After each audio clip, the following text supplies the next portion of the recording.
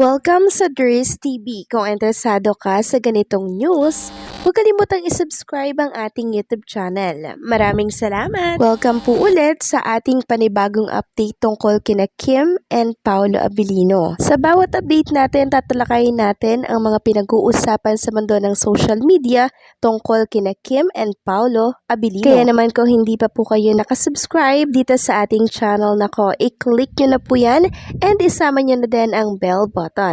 So ayan, welcome back again sa ating YouTube channel mga ka-Kim Pao, and sa update natin ito, ang pag-uusapan po natin ay tungkol sa mga importanteng ganap kina Kim and Paolo Abilino. So kani-kanina lamang 2 hours ago mga ka-Kim Pao, merong bagong post si Chinita Princess at ito ay mga picture niya po na binibida niya nga itong bagong design ng House of Little Bunny. And sabi nga po ng ilan sa mga Kim Pao Nation, dito po sa picture ni Kim Chiu na hindi po mirror shot, i-reveal daw ni Kim Chiu kung sino daw yung photographer niya dito. Kasi ang gaganda po ng kuha mga ka-Kim Pao.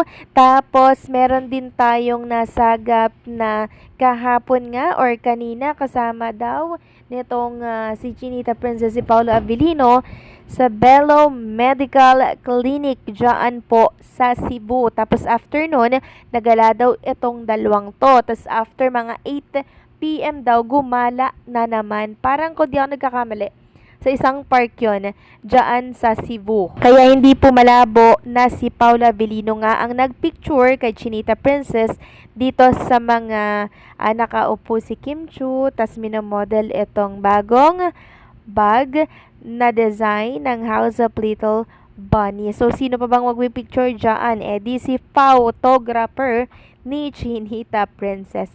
So meron pong statement dito si Kim Chiu sa kanyang post. Sabi niya nga, something new is hopping your way tomorrow, July 2 at 10 a.m. sa houseoflittlebunny.ph yan. We're launching 4 new designs pala to mga ka-Kim Pao, 4 new designs. Plus the comeback of our timeless genuine leather collection and introducing our newest baby, the Kim bag in Taupe. Oh, may Kim bag mga ka-Kim Pao.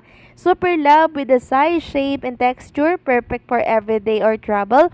Plus exclusive our shop not on the website limited edition. Kim bag in suede material comes in 3 sizes. Super pretty. Catch the drop online houseoflittlebunny.ph or visit us at House of Little Bunny PH 3rd floor, room 301, Transorient Maritime Building 1, 66 Timog Avenue, QC. See you there. So ayan mga ka-Kim Pao, abangan nyo po yung 4 design ng House of Little Bunny, and merong limited edition yung Kim bag in suede. Kaya kung ako sa inyo mga ka-Kim Pao, nako, makipag-unahan na po kayo na bilhin itong limited edition na bag ng House of Little Bunny dahil wala daw niyan sa website. Next topic naman, pag-usapan natin ito pong pinost sa isang Kim Pao community dito po sa Facebook. So ito ay mula po, itong comment na to mula po sa J Fan.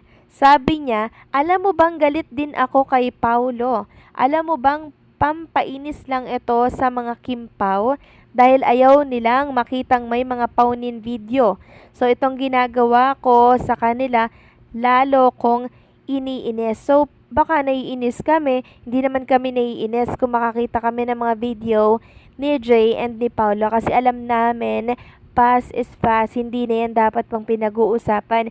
So kung may maiinis man sa inyo, hindi ko alam kung mga Kim Pao fan yon. Kasi habang ginagawa nyo yung pangiinis na yan, tawang-tawa lang kami dahil kayo, hindi kayo makamove on para sa iniidolo ninyo kasi andyan pa rin kayo. Kung nakamove on na kayo, hindi kayo mag-aaksaya ng panahon na gawin yan. Kayo ngayon ang lumalabas na bitter, kayo ang lumalabas na naghahabol. Kaya kayo yung nakakatawa at hindi kami naiinis dyan. Next topic naman, pag-usapan natin mga Kim Pao, ito pong nakita kong picture ni Kim and Paolo Abilino. Hindi ko alam kung sa location ito ng shoot nila or para to sa serye po nila mga ka-Kim Pao. Pero hindi naman sila nag-shoot dito or nagtitaping. Kaya okay lang po na i-post ito. Wala po ditong spoiler. Sabi kasi dito ng mga nag-post, kung kanino man ito nagmula, credit po sa rightful owner ng picture na to. Sabi po ni Kim Pao, siya kasi nag-post nito sa Facebook, "Ganito mga gusto ko, masarap sa ice." So makikita kasi dyan, si Paolo Abilino nasa likuran, si Chinita Princess nasa unahan. So talagang nakabakod po si Paolo, bantay sarado niya si Chinita Princess. Tapos si Paolo patingin-tingin lamang po, si Kim nagsa-cellphone. So kahit ganito lang po yung mga paayuda, masaya na po yung mga Kim Pao fans na nakikita po nila na magkasama si Kim and Paolo Abilino, na napakalapit lamang nila sa isa't isa. And syempre, nagbabantayan sila together. 'Di ba? Kahit wala yung ibang mga paayuda, basta ito okay na to sa atin, 'di ba? Masaya na po tayo dito. Sabi nga po ni Vince dito sa X, "Ayuda for solid Kim Pao only. Yung iba dyan, bawal kiligin. Yes, kami sa Dilulo, here Dilulo, there." So maraming salamat sa nag-share ng picture na to ni Kim and Paolo Abilino. Hindi ko alam kung sa taping to mga kakimpaw or sa plaza or eto na ba yung gala po ni Kim and Paolo Abilino ng rest day nila. Nakaka-happy lang makita sila na talaga namang sila pa rin na magkasama kahit na naka-off cam, no? Or kahit na wala pong kamerang nakatutok sa kanila. Samantalang next topic naman, pag-usapan natin ang tungkol nga dito sa ino-offer po kay Chinita Princess. So hindi po natin alam kung tatanggapin po ni Kim Chiu yung ino-offer sa kanya. Hindi po kasama si Paolo ha, si Darren po at si Kim ang ino-offeran po dito sa hosting daw para sa Awards 2025, 8th Edis Awards 2025 nagaganapin po sa July 20 daw, si Darren and si Kim Chiu daw po ang ino-offeran dito. Wala si Paolo Abilino, pero hindi daw sure kung tatanggapin ni Chinita Princess kasi nga po 'di ba busy sila sa pagtitaping ng series nila.